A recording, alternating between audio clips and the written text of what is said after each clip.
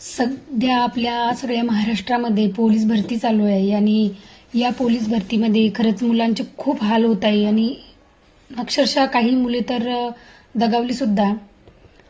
तर काही काही ठिकाणी मुलांना झोपायला जागा नसते, त्यांना जेवणाची खाण्यापिण्याची सोय नसते. तर खरंच सरकारने याकडे थोडंसं दुर्लक्ष केलेलंच आहे, पण लक्ष द्यायची गरज आहे की अशा ठिकाणी ज्या ठिकाणी पोलीस भरतीचे ग्राउंड आहेत अशा जवळपास त्यांनी सरकारी या मुलांना राहण्याची खाण्यापिण्याची सोय करायला हवी. आणि याच्यावरच मी एक लिहिलेली एक छोटीशी कविता आहे. तर कुठे गेले नेते, कुठे गेले कार्यकर्ते, कुठे गेले नेते, कुठे गेले कार्यकर्ते, गरीबाचं लेकरू मरते साहेब, तिकडे वळवा तुमचे मोर्चे. पोलीस भरतीचं